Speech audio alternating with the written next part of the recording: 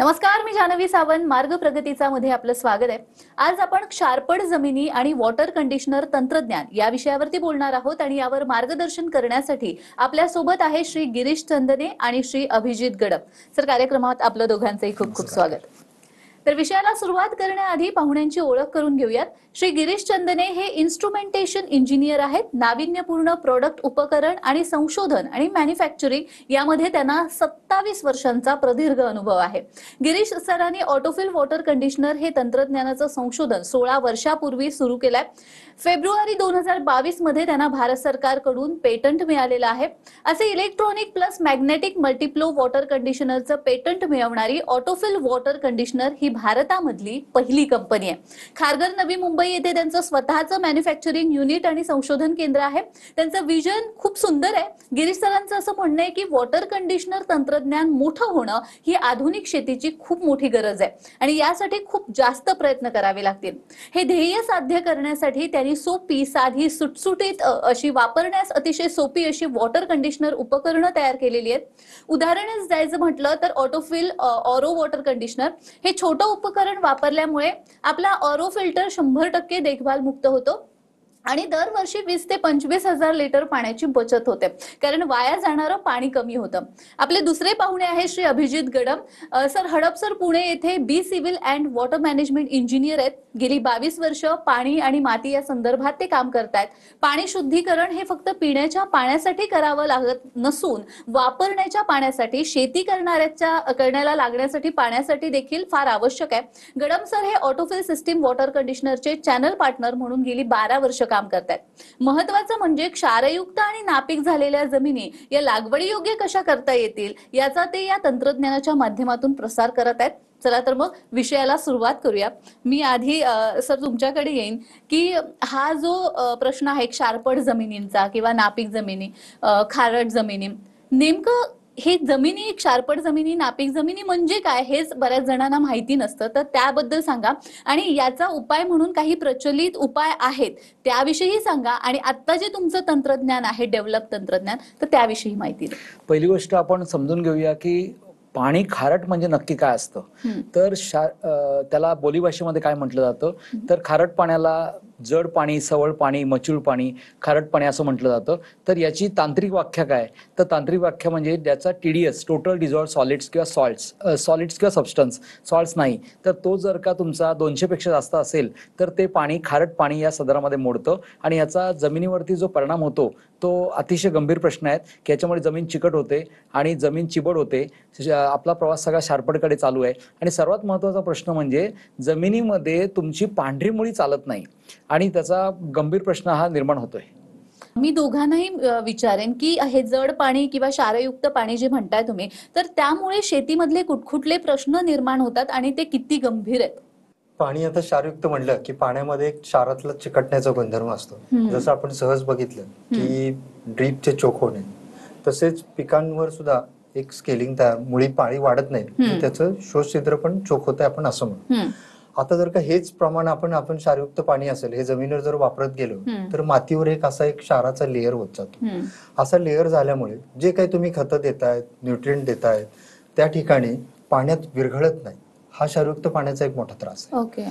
आता ते विरघळण नसल्यामुळे ते मातीमध्ये तसेच पडून जातात. म्हणजे हा प्रॉब्लेम दिवसोदिवस वाढत जातं आणि पुढे येऊन ती जमीन जसं आता उत्पादन कमी होते तसंच पुढे ते नापीकतेकडे पण जाऊ शकते. पण हा खूप भयान प्रश्न आहे, याच्यावर खूप काम होणं आणि सरांचं खूप चांगलं. आणि भारतातलं 20% पेक्षा जमिनी, भारतातल्या पण आणि महाराष्ट्रातल्या पण, ह्या पूर्णपणे नापीक झाल्या आहेत. आता निफाड तालुक्यातली तुम्हाला एक बातमी सांगतो, 3250 हेक्टर जमिनी या पूर्णपणे नापीक झालेल्या आहेत. त्यांनी त्याची हेडलाईन बनवली होती की जमीन असून नसल्यासारखी. जमीन आहे पण ती नाहीये. अशा पद्धतीने हा प्रश्न गंभीर होत चाललाय. अगदीच. पण मग ह्या ऑटोफिल वॉटर कंडिशनर जे तुमचं आहे त्याची सुरुवात नेमकी कधीपासून झालेली आहे आणि किती वर्ष हे तुम्ही साधारण काम करताय? कारण ऑटोफिल वॉटर कंडिशनर नाव ऐकूनच शेतकऱ्यांना पहिल्यांदा प्रश्न निर्माण होतो, त्यांना कळत नाही, तर सोप्या भाषेत त्यांना ऑटोफिल आमचं ब्रँड नेम आहे. ते आमच्या कंपनीचं नाव ऑटोफिल सिस्टीम म्हणून आहे आणि वॉटर कंडिशनर या तंत्रज्ञानाची सुरुवात 2010 मध्ये झाली. एका कर्मधर्म संयोगाने, योगाने, देवाची देणगी म्हणा, आम्ही याच्यामध्ये उतरलो आणि एखाद वर्षामध्ये आमच्या लक्षात आलं की हे तंत्रज्ञान हे आपलं जीवित कार्य आहे. कारण आम्हाला जे काही मार्गदर्शन ज्या लोकांचं मिळालं त्यांनी सांगितलं की ही काळाची गरज आहे आणि ह्याच्यावरती काम करणं गरजेचं आहे. मग आम्ही मॅग्नेटिक वॉटर कंडिशनर व्हर्जन 1.0 याच्यापासून सुरुवात केली आणि नंतर ते डेव्हलप करत करत करत आमच्या चॅनल पार्टनर सगळ्या लोकांच्या साह्याने आम्ही आता इथपर्यंत पोहोचलोय की electronic water conditioner plus version 12.0 इथपर्यंत पोहोचलोय आणि आम्हाला भारत सरकारकडून पेटंट प्राप्त आहे. फेब्रुवारी 2022 मध्ये आम्हाला भारत सरकारकडून पेटंट मिळालंय. आणि ऑटोफिल वॉटर कंडिशनर कसं कार्य करतं याचं एक सोपं उदाहरण सांगतो. एक लक्षात घ्या, पहिले सर्वात महत्वाचं म्हणजे ना, पाण्याला भारतामध्ये महाराष्ट्रामध्ये किंमतच दिली जात नाही आणि त्याच्यासाठी प्रॉब्लेम असा आहे. त्याचं एक साधं मी तुम्हाला उदाहरण देतो की महाराष्ट्रामध्ये जर का हजारो टँकर असतील दुधाचे आणि हजारो टँकर असतील पाण्याचे, तर तुम्हाला एकही टँकर दुधाचा लिकेजवाला मिळणार नाही, पण पाण्याचा टँकर लिकेजवालाच मिळणार. याला कारण पाण्याला किंमत दिली जात नाही. आणि ती किंमत ओळखून आम्ही ऑटोफिल वॉटर कंडिशनर वरती काम करायला सुरुवात केली आणि याच्यामध्ये इलेक्ट्रॉनिक आणि मॅग्नेटिक लहरी तयार होतात आणि त्या लहरींमुळे आपल्या कॅल्शियम मॅग्नेशियमचा चिकटण्याचा गुणधर्म नाहीसा होतो. थोडक्यात आपण पाण्यावरती एक भौतिक प्रक्रिया करतो, रसायन वापरत नाही, रासायनिक प्रक्रिया करत नाही आणि त्याच्यामुळे पाण्याची गुणवत्ता सुधारते आणि ही लाखो लिटर मध्ये सुधारते. म्हणजे आपण घरी आरो वापरतो पण आपल्याला त्यातनं पाणी मिळतं 100 लिटर, पण हे एक प्रकारचं असं तंत्रज्ञान आहे की जे तुम्हाला लाखो लिटर पाणी देतं, ते पण कुठलाही पुनर्खर्च न करता आणि कुठलाही रसायन न वापरता. पण अगदी आपण आता फक्त महाराष्ट्राबद्दलच बोलूया खरं तर, कारण संपूर्ण भारताचा जर विचार केला तर कितीतरी टक्के जमीन ही क्षारपड चोपण झालेली आहे. पण महाराष्ट्राचा जर विचार केला तर जवळपास 20% जमीन ही क्षारपड चोपण झालेली आहे. त्यापेक्षा महत्वाचं म्हणजे बाकी ते सगळे जात्यामध्ये आहेत पण बाकीचे सुपामध्ये आहेत. त्याच्याच बाकीच्या 80% जमिनी यातल्या ह्या क्षारपडकडे त्यांचा प्रवास चालू आहे. म्हणजे त्या होण्याच्या वाटेत. मग तेच माझा प्रश्न होता की ऑटोफिल वॉटर कंडिशनर याबाबत काही काम करते का आणि ते कशा पद्धतीने? आमच्याकडे ऑटोफिल वॉटर कंडिशनरच्या माध्यमातून आम्ही क्षारपड जमिनीवरती खूप चांगलं काम केलेलं आहे. एक उदाहरण सांगतो. एक शेतकरी आहेत दत्तात्रय देवकाते म्हणून, त्यांच्या पाण्याचा TDS आहे 4700. तर आपण असं गमतीशीर म्हणूया की त्यांचं पाणी पूर्वेकडे चाललंय पण त्यांची जमीन पश्चिमेकडे चालली. म्हणजे पाणी हे जास्तीत जास्त क्षारयुक्त होत चाललंय पण त्यांचं जमीन मात्र उलट्या दिशेने प्रवास करते, म्हणजे ती क्षारयुक्त झाली नाही. त्याचं कारण ते 10.5 वर्ष ऑटोफिल वॉटर कंडिशनर वापरतायत. त्याच्यामुळे तो क्षारपड जमिनीचा जो प्रश्न आहे तो आपण पूर्णपणे निकाली काढलाय. आणि सर्वात चांगली गोष्ट म्हणजे याला कुठल्याही प्रकारचं रसायन वापरलं जात नाही. क्षारपड जमिनी क्लिअर करण्यासाठी आता ज्या प्रचलित पद्धती आहेत त्या पद्धतींमध्ये ड्रेनेज सिस्टीम वापरली जाते, सल्फर किंवा जिप्सम सारखी सॉइल कंडिशन वापरली जातात. पण इथे काय केलंय आपण पाण्यालाच क्लिनिंग एजंट बनवलंय. पाण्यालाच इतकी एनर्जी दिले, पॉवर दिले, ताकद दिली की पाणी स्वतःच त्या आतमधल्या क्षारांचं विघटन करून ते पाण्याबरोबर व्हायला भाग पाडतो. खरंच खूप सुंदर आहे. आणि मला त्या निमित्ताने दोघांनाही विचारावं असं वाटतं की क्षारपड जमिनी आता जसं तुम्ही म्हणालात की 20% आणि बऱ्याच म्हणजे 80% होण्याच्या वाटेवर आहेत, 20% ऑलरेडी क्षारपड झालेले आहेत. पण हा जर भयानक प्रश्न बघितला जमिनीचा, तर जी तुमची आता वॉटर कंडिशनरची टेक्निक जी तुम्ही वापरतात ती कशा पद्धतीने प्रचलित टेक्निकपेक्षा वेगळी आहे, कशा पद्धतीने त्याचा वापर केला जातो? याच्यामध्ये काय होतं की ऑटोफिल वॉटर कंडिशनरमध्ये केमिकल कुठलंच वापरलं जात नाही. याच्यामध्ये इलेक्ट्रॉनिक आणि मॅग्नेटिक लहरी वापरले जातात. त्या लहरीमध्ये एक सोपं उदाहरण तुम्हाला सांगतो. तुमच्याच ऑफिस मधलं आहे. समजा तुमच्या स्टुडिओमध्ये जेवण गरम करण्यासाठी मायक्रोवेव्ह वापरला जातो, पण मायक्रोवेव्ह मध्ये कुठल्याही प्रकारचा जाळ केला जात नाही. त्याच्यामध्ये लाईट लागते पण कुठल्याही प्रकारचं ज्वाला दिसत नाही. मग जेवण गरम करतो कोण? तर त्याच्यामध्ये इनव्हिजिबल अदृश्य लहरी असतात ज्या जेवणाला गरम करतात, पाण्याला गरम करतात. तसंच इलेक्ट्रॉनिक आणि आमच्या ऑटोफिल वॉटर कंडिशनरमध्ये इलेक्ट्रॉनिक आणि मॅग्नेटिक लहरी तयार केल्या जातात ज्याच्यामुळे कॅल्शियम आणि मॅग्नेशियम जे क्षार आहेत, एक लक्षात घ्या की फक्त कॅल्शियम मॅग्नेशियमला चिकटण्याचा गुणधर्म निसर्गाने दिलाय, तो पोटॅशियम आणि सोडियमला दिलेला नाहीये. त्याच्यामुळे आपला प्रश्न हा कॅल्शियम मॅग्नेशियम पुरताच लिमिटेड आहे आणि ते ह्या वॉटर कंडिशनरमध्ये डिॲक्टिव्हेट केल्या जातात, निष्क्रिय केले जातात. आणि त्याचा साईड इफेक्ट असा होतो की त्या पाण्याची द्रावण क्षमता वाढते आणि ती द्रावण क्षमता वाढल्यानंतर आपलं जे पाणी आहे ते एक्झिस्टिंग क्षारांना, जे क्षारपड जमीन झालेली आहे त्यांना over the period of time ते हळूहळू त्याच्यामध्ये क्लीन करायला लागतं. म्हणजे थोडक्यामध्ये आम्ही गमतीने त्याला काय म्हणतो तर हे काम ऍसिडचं आहे, तर ते आम्ही ड्रिंकेबल ऍसिड बनवलंय असं आपल्याला म्हणता येईल. आता उदाहरण घेऊ की एक शेतकरी आपल्याकडे आहे की आता त्याच्याकडे पर्याय नाही, पाण्याचा सोर्स नाही, कंटिन्युअस पाणी वापरतो आणि ते क्षाराला चिकटण्या गुणधर्म आणि तो ते चिटकत राहतो. ज्या दिवशी हे शेतकरी किंवा आपले बंधू असं तंत्रज्ञान ज्यावेळी वापरायला लागतील ना, सरांनी जसं सांगितल्याप्रमाणे ते पाणी जर का एक ट्रीट पद्धतीने झालेलं आहे, त्याचा कुठलाही साईड इफेक्ट नाही, जसं हे जमिनीवर पडेल तर जे पहिले चिटकलेले क्षार आहेत आणि आपल्या कंडिशनरने ज्यावेळी एक्सेस वॉटर खाली जाईल तर त्यावेळी त्या मातीचं डिस्केलिंग करेल. ओके. डिस्केलिंग केल्यानंतर आम्हाला असे असंख्य शेतकरी सांगायचे की पाण्यामध्ये मातीमध्ये भुसभुसीतपणा झाला. जसंच मी गेली मागच्या वर्षी महाराष्ट्र राज्य द्राक्ष बागायतदार संघामध्ये आपलं युनिट लावल्यानंतर ते 15-20 वर्ष पाण्यावर मातीचा ऑब्झर्व करत होतो की ते म्हणाले माती भुसभुसीत झाली. आणि त्यांनी असं एक उदाहरण दिलं, आम्हालाही ते वेगळं शॉकिंग वाटलं की गेली 4-5 वर्ष मातीमध्ये गांडुळं दिसतच नव्हते. आणि आज त्या मातीमध्ये जसं ट्रीटमेंट सुरू केले 15 ते 20 दिवसानंतर माती भुसभुसीत झाली, जमिनीमध्ये गांडुळं आपोआप आले. तर याचा अर्थ काय, ह्या ट्रीटमेंटमुळे जीवाणूंसाठी किंवा गांडुळांसाठी एक सुबक वातावरण होतं जे मातीचं डिस्केलिंग झालं. थोडक्यात आपण काय केलंय की आपण ऑटोफिल वॉटरच्या माध्यमातून एक अशी प्रक्रिया तयार केली की जी पाण्याला अतिशय चांगलं एनर्जेटिक बनवतं, पाण्याला शेतीयोग्य बनवतं. आपण कुठल्याही प्रकारचं ऍडिशन सबट्रॅक्शन करत नाही, त्यात काही काढत नाही, काही त्यात टाकत नाही. आपण फक्त विदाऊट फिजिकल कॉन्टॅक्ट हे सगळं घडून आणतो आणि म्हणून याला देखभाल खर्च नाहीये. हे आयुष्यभर चालतं. आम्ही 2010ला प्रोटोटाईप जे पहिले इन्स्ट्रुमेंट लावलंय ते तावशी गावामध्ये अजूनही चालू आहे त्याच्यामध्ये. आणि असे हजारो युनिट लावलेले आहेत त्या याच्यातनं. आणि आमचं पुढचं जीवित कार्यच वॉटर कंडिशनर आहे. नाही खरंय, कारण आपण आतापर्यंत म्हणजे माझ्या तरी ऐकिवात होतं पिण्यासाठीचं पाणी हे प्युअर असलं पाहिजे, शुद्धीकरण केलेलं असलं पाहिजे, पण वापरण्यात येणारं पाणी सुद्धा आणि मुळात शेतीसाठी लागणारं पाणी सुद्धा शुद्धीकरण केलेलंच असायला हवं. तुम्ही इतकी वर्ष या क्षेत्रामध्ये काम करता आहात, तुमच्याकडे अशी काही बरीच उदाहरणं असतील खरं तर अशी काही एखादी आठवण किंवा यशोगाथा की या ज्या शारपट जमिनी आहेत, चोपण जमिनी आहेत, त्या या वॉटर कंडिशनरमुळे रिकव्हर झाल्यात, अशी काही यशोगाथा? अशी खूप उदाहरणं आहेत, पण त्याच्यामध्ये ना एक उदाहरण अभिजित सर सांगतील, कारण ते स्वतः तर प्रत्यक्ष फार्म वरती गेलेले आहेत. तर अभिजित आपण सांगावं. मी आता त्याला यशोगाथाच म्हणेल बरं का, की एज्युकेटेड फार्मर होते. त्यांचं मूळ गाव जामखेड मधलं चोंडी गाव आहे. पुण्यश्लोक अहिल्या होळकर यांचं जन्मस्थळ आहे. त्यानिमित्ताने मला जाता आलं. त्यांचा जो ग्रुप आहे कुटुंबाचा, असं 50-60 एकरचं क्षेत्र होतं. जे काय असेल त्याचं सगळं पावसाचं आलेलं पाणी एका क्षेत्रातून जायचं. त्या क्षेत्रामध्ये गेल्यानंतर त्यात पाण्याचा निचरा होत नव्हता. आणि गेले ते आता सांगत होते की मला 15-20 वर्ष झालं त्याच्यात कुठलंही उत्पादन घेतलेलं नाही. 100% चोपण, 100% चोपण, पाण्याचा निचरा होत नाही. मग त्यांनी आमचा हा अनुभव ऐकला आणि बघितलं आणि त्याचा एक प्रयोग करायचं म्हणून ठरवलं.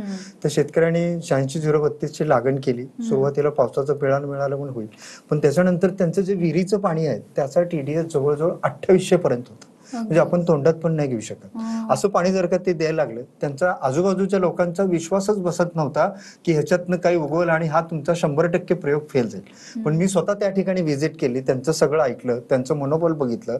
आज जर का त्या जमिनीत काही येत नव्हतं, पण मी डोळ्यांनी पाहिले त्या ठिकाणी जवळजवळ 6 ते 7 महिन्यात 12-13 कांड्यांपर्यंत ऊसाची लागवड झाली.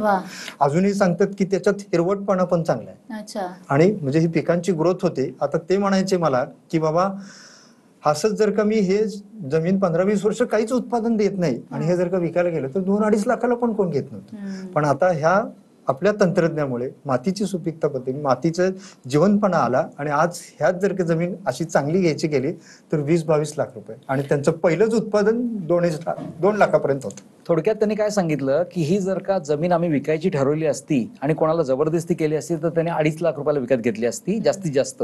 आणि आज त्या जमिनीला जर विकायला ते गेले तर नक्की 20 ते 22 लाख रुपये त्याला किंमत येणार आहे. इतकं त्या तंत्रज्ञानाने त्याच्यामध्ये आपलं हे घडून आणलेलं आहे. अगदीच. पण बरेच शेतकरी या बाबतीत अनभिज्ञ आहेत, म्हणजे त्यांना माहिती सुद्धा नसेल या सगळ्याबद्दल काही, म्हणजे बऱ्याच लोकांना. आणि असं वाटत असतं की हे खूप महाग आहे तर याच्याकडे जाऊ नये, असं बऱ्याच शेतकऱ्यांचं म्हणणं देखील असतं. मला अजूनही काही प्रश्न आहेत, मात्र वेळ झालेली एका छोट्याशा विश्रांतीची. कुठेही जाऊ नका, पाहत रहा मार्ग प्रगतीचा.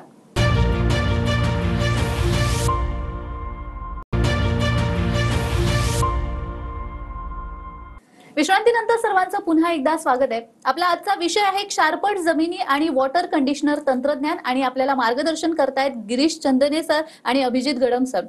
सर, हे जे तुम्ही तंत्रज्ञान आता प्रचलित केलेलं आहे तर हे करण्यासाठी तुम्ही खूप कष्ट घेतलेले आहेत आणि ते लोकांपर्यंत पोचावं, लोक जागृती व्हावी याच्यासाठी देखील तुम्ही प्रचार प्रसार करता आहात. आणि यासाठी तुम्ही काही छोटी छोटी उपकरणं बनवलेली आहेत, काही प्रोडक्ट्स बनवलेले आहेत, तर त्याच्याविषयी सांगा, कारण त्याने हे तंत्रज्ञान लोकांना समजायला पण खूप सोपं झालेलं असं तुमचं म्हणणं आहे. अतिशय अभिमानाने सांगतो की जगामध्ये वॉटर कंडिशनर बनवणारे अनेक जण आहेत, भारतामध्येही अनेक जण आहेत, पण जगामध्ये कोणीही, भारतामध्ये, आशियामध्ये आणि जगामध्ये RO साठी वॉटर कंडिशनर, वॉशिंग मशीनसाठी वॉटर कंडिशनर, डिशवॉशरसाठी आणि इलेक्ट्रिकल वॉटर हीटरसाठी वॉटर कंडिशनर ह्याचा विचार कोणी केला नाही. तर आम्ही नुसतं विचार करून थांबलेलो नाही आहेत, आम्ही त्याच्यावरती प्रोडक्ट बनवले आहेत. एक साधं सोपं उदाहरण सांगतो की सुहास मोहन काळे नावाचे एक गृहस्थ आहेत की ज्यांच्याकडे दरवर्षी 10,000 रुपये ROच्या मेंटेनन्ससाठी खर्च यायचा. तो खर्च आता पूर्णपणे शून्यावर आलाय. त्या गोष्टीला आता 3 वर्ष झाली. आणि महत्वाची गोष्ट म्हणजे त्याच्यामध्ये दरवर्षी कमीत कमी 25,000 ते 30,000 लिटर वाया जाणारं पाणी आहे, त्याची बचत झालेली आहे. तर याचं कारण असं आहे की लोकांना वॉटर कंडिशनर तंत्रज्ञानाची ओळख व्हावी, हे फार गरजेची गोष्ट आहे. त्याच्यामधलं आणखी एक चांगलं प्रोडक्ट आहे वॉशिंग मशीन वॉटर कंडिशनर. तर या वॉशिंग मशीन वॉटर कंडिशनर वापरल्यानंतर कित्येक सगळ्या आपल्या महिला भगिनींना फक्त 24 तासामध्ये रिझल्ट मिळतात. कारण पहिल्या दिवशी कपडे धुतले, वाळवले, दुसऱ्या दिवशी कपडे हातामध्ये जेव्हा येतात तेव्हा ते मऊ असतात. तर अशा पद्धतीने आपण खूप सुंदर पद्धतीने ऑटोफिल वॉटर कंडिशनर छोट्या इक्विपमेंटसाठी बनवलंय. याच्यामध्ये आमच्या कंपनीला प्रॉफिट कमवणं हा विषय नाहीये. हे तंत्रज्ञान मोठं होणं ही काळाची गरज आहे आणि ते तेव्हाच मोठं होईल जेव्हा त्याची जनजागृती होईल. खूप सुंदर असा स्तुत्य उपक्रम आहे हा तुमचा. आणि आणखी एक प्रश्न मगाशीपासून राहून जातोय, खरं तर माझ्या डोक्यात येतोय, तो म्हणजे क्षारपड जमिनी त्यांना वॉटर कंडिशनर तंत्रज्ञान तुम्ही यूज करतात, पण ज्या जमिनी क्षारपड नाहीयेत अशा जमिनींना या वॉटर कंडिशनर तंत्रज्ञानाचा काही उपयोग होतो का, आणि त्याच्यामध्ये काय, कशा पद्धतीने हे काम करतं? 100% उपयोग होतो. कारण काय झालंय की क्षारपड जमिनी म्हणजे एक प्रकारे पल्स पोलिओ सारखं आपण औषध जे आहे ते सुरुवातीलाच देतो असं आपल्याला प्रिव्हेंटिव्ह मध्ये म्हणता येईल. आपण काय केलंय की ज्या ज्या ठिकाणी क्षारपड जमिनी नाही आहेत पण त्यांनी वापरलंय, तर त्यांचे 2 उदाहरणं सांगतो की जिथे ट्रॅक्टरला पहिले नांगरणी करण्यासाठी आज 10 लिटर डिझेल लागायचं, तर ते डिझेलचं कन्झम्पशन ते आता 7 लिटरवरती खाली आलंय. कारण जमीन ही मऊ आणि भुसभुशीत झालेली आहे, कारण क्षार सगळे पाण्याबरोबर निघून गेले. आणि दुसरा अतिशय चांगला उपयोग म्हणजे ज्या जमिनींमध्ये तुम्हाला पूर्वी वापसा कंडिशन यायला, वापसा म्हणजे पाऊस पडून गेल्यानंतर वापसा कंडिशन येण्यासाठी जिथे 15 दिवस लागायचे ते आता फक्त 7 दिवसामध्ये होतंय. ही स्टोरी आहे निखिल कुलकर्णी, ब्राह्मणगाव, कोपरगावला एक शेतकरी आहेत, त्यांनी हे स्वतः सांगितलेलं आहे की अशा पद्धतीने आम्हाला याचा फायदा होतोय. आणि कुठलीही जमीन असू दे, वॉटर कंडिशनर हे तंत्रज्ञान तुम्हाला फायदेशीर होणारच आहे. तुमच्याकडे काही अशा पद्धतीच्या माहिती असेल? हो, काय पाणी आपण ट्रीट करतोय आणि ते ट्रीट करायला सुरुवात केली की मातीचे जे मृत प्रवस्था म्हणजे काय म्हणतो की ते मृत होते आणि त्या जीवाणूंचं होत नाही, pH EC बॅलन्स होत. आता हेच जर का तंत्रज्ञान वापरलं तर निष्क्रिय झाल्यामुळे त्याला कुठलाही साईड इफेक्ट नाही, आपल्याला कुठला ऍड करावं लागत नाही, काय नाही. एकदा जर का मशीनची इन्व्हेस्टमेंट झाली तर शेतकऱ्याला परत भविष्यात कुठलाही खर्च नाही. असं खूप कमी तंत्रज्ञान, नाही तर आतापर्यंत तंत्रज्ञान बरेचसे जण त्याचं मेंटेनन्स मध्येच खूप वाया जातो आणि मग त्याच्याकडे दुर्लक्षित होतं. अगदीच. आणि खरंच या निमित्ताने मला प्रेक्षकांनाही, जे बघतात शेतकरी, त्यांनाही सांगावंच वाटतंय की खरं तर खूप खर्चिक असेल हे, म्हणून भीती वाटत असते किंवा त्या तंत्रज्ञानाची योग्य ती माहिती लोकांपर्यंत पोहोचत नाही, त्यामुळे त्या तंत्रज्ञानापासून अनभिज्ञ असतात बरेच लोक. तर मला वाटतं तुमच्या माध्यमातून ते त्यांच्यापर्यंत पोहोचलेलं असेल नक्कीच. हे जे तंत्रज्ञान तुम्ही आता डेव्हलप केलेलं आहे ते वाढवण्यासाठी, ते मोठं करण्यासाठी तुमची पुढची वाटचाल कशा पद्धतीने असणार? आमची पुढची वाटचाल अशी आहे की क्षारपड जमिनी आणि ऑटोफिल वॉटर कंडिशनर तंत्रज्ञान याच्यावरती आम्ही अतिशय भगीरथ प्रयत्न करतोय. आम्ही साधारणपणे 100 शेतकऱ्यांचं टार्गेट घेतलेलं आहे की ज्याच्यामध्ये ज्यांच्याकडे विहिरी आहेत त्यांच्याकडे हे अतिशय कमी किमतीला, योग्य किमतीला त्यांना लावून द्यायचं. आणि त्याच्यामुळे काय होईल की जे आम्हाला 10 वर्षामध्ये काम करायचंय ते काम आमचं फक्त 1 ते 1.5 वर्षामध्ये होईल. त्यामुळे आम्ही शेतकऱ्यांबरोबर संपर्क करून त्याच्यामध्ये ज्यांच्याकडे विहिरी आहे त्यांच्याकडे बसून, ज्यांच्या क्षारपड जमिनी म्हणजे जसे सचिन शिंदे यांची बारामती जामखेडची स्टोरी आहे, तसंच त्याच पद्धतीने अशा कमीत कमी 100 कथा आणि चांगल्या यशोगाथा तयार व्हाव्यात याच्यासाठी आमचं खूप मोठे प्रयत्न चालू आहेत. त्यामुळे आम्ही शेतकऱ्यांबरोबर जोडले जातोय आणि त्यातनं आम्ही हे संपूर्णपणे क्षारपड जमिनींसाठी आम्ही काम करणार आहोत. अगदीच. भारत देश आता कृषीप्रधान देश आहे आणि आजपर्यंत आपण सगळ्या शेतकऱ्यांबद्दल ऐकले. हे तंत्रज्ञान जर का त्यांच्यापर्यंत पोहोचलं तर नक्कीच हा क्षारपडपणा आणि क्षारयुक्त पाणी इथं जमा होऊन प्रत्येक शेतकऱ्यांना हे वरदान ठरेल आणि त्यांचा विकास होण्यास मदत होईल. अगदीच. पण शेतकऱ्यांनाच आता बरेच प्रश्न येत असतील, तर या शेतकऱ्यांनी तुमच्यापर्यंत पोहोचण्यासाठी म्हणून कशा पद्धतीने तुमचे काही नंबर्स किंवा कशा पद्धतीने तुम्ही लोकांपर्यंत पोहोचता? आमचे सगळे नंबर या डिस्प्लेवरती डिस्प्ले होत आहेत. त्याच्यामध्ये आमचे वेबसाईट आहे waterconditioners.in म्हणून, आणि आमचं फेसबुकचं पेज आहे, त्याच्यावरती आज 35,000 फॉलोअर्स आहेत. युट्यूबचं चॅनल आहे. त्या सगळ्या माध्यमातून आम्ही हाच प्रयत्न करतोय की वॉटर कंडिशनर तंत्रज्ञान हे मोठं झालं पाहिजे. सो तुम्ही प्रेक्षकांना मार्गदर्शन केलेलंच आहे की त्यांनी कशा पद्धतीने याचा तंत्रज्ञानाचा वापर करावा, पण अशा काही यशोगाथा तुमच्याकडे आहेत का शेतकऱ्यांच्या, म्हणजे क्षारपड जमिनी होत्या त्यांच्या, पण या तंत्रज्ञानाचा वापर करून त्यांच्या आयुष्यात खूप मोठा बदल झालाय? तर असं नक्कीच ऐकलं, कारण हे जेव्हा ऐकतो आपण अशी उदाहरणं तेव्हा ती खरंच प्रेरणादायी असतात आणि त्या निमित्ताने आपण ती कानावरती पडतात आणि तशा पद्धतीने आपण फॉलो करतो. म्हणून 2 शेतकऱ्यांच्या यशोगाथा आहेत. एक आहे बारामतीचे आहेत आणि दुसरे लोणंदचे आहेत. तर पहिले आनंदराव माळशेकारे म्हणून त्यांच्याकडे साधारणपणे 1000 TDSचं पाणी आहे आणि त्यांना यावर्षी 89 टन प्रति एकर असं उत्पादन मिळालं आणि त्यांच्या शेजारी कोणीतरी शेतकरी आहेत त्यांना साधारणपणे 70 टन उत्पादन मिळालं. आणि मात्र त्यांचं पाणी कॅनॉलचं आहे आणि ह्यांचं पाणी अतिशय क्षारयुक्त आहे. मग जर का आपण त्याचे 89 टन मधनं जरी 19 टन काढून टाकले तरी एक प्रकारे आभासी पद्धतीने आपण त्यांच्या आहे त्या पाण्याला कॅनॉलचं पाणी बनवलं असं आपल्याला म्हणता येईल. आणि दुसरी यशोगाथा आहे ती लोणंदची आहे की ज्यांच्याकडे त्यांना फक्त 21 टन प्रति एकर उत्पादन मिळायचं. त्यांना सांगायला पण विचित्र वाटायचं की आम्ही जो खताचा खर्च करतो तो पण आम्हाला मिळाला नाही. आणि आज 2 वर्षानंतर त्यांनी आम्हाला बिलं पाठवलेली आहेत की आम्हाला सर 57 टन प्रति एकर उत्पादन मिळालं. ह्या सगळ्याचं कारण असं आहे, हे जगातलं पहिलं तंत्रज्ञान आहे जे पांढऱ्या मुळीला दुप्पट करतं फक्त पाण्यावर ट्रीटमेंट करून. अदरवाईज काय होतंय की आता ह्युमिक ऍसिड आणि मायक्रोन्युट्रन आणि अशा बऱ्याच गोष्टी आहेत की ज्या त्याच्या पद्धतीने त्याला मुळी वाढवण्यासाठी वापरलं जातात. मी एक शेवटचं तुम्हाला उदाहरण सांगतो की पावसाचं पाणी जे काम करतं ना, तर कोकणामध्ये आमच्या रोहित पटवर्धनांकडे ज्यांच्याकडे पाण्याचा काही प्रश्न नव्हता, पण त्यांनी सांगितलं की आमच्या आंब्याच्या पिकामध्ये आम्ही जेव्हा हे सगळं वापरलंय तेव्हा तुमचं जे स्टेटमेंट होतं की आम्ही पाऊस तयार करतो ते 100% तयार झालेलं आहे. म्हणजे आम्ही पावसाचं पाणी तयार केलेलं आहे आणि त्यांना त्यांचे कोकणामधल्या चांगल्या पाण्याला पण त्याचे फायदे मिळालेले आहेत. मला वाटतं वॉटर कंडिशनर तंत्रज्ञान वापरून शेतकरी आतापर्यंत ज्या ज्या प्रश्नांना सामोरे जात होते, जमिनींबाबतच्या म्हणा किंवा पाण्याबाबतच्या म्हणा, तर त्यांचे ते प्रश्न नक्कीच दूर होतील असं मला वाटतं. तुम्ही इथे आलात आणि खूप छान असं मार्गदर्शन केलं, त्यासाठी दोघांचेही धन्यवाद.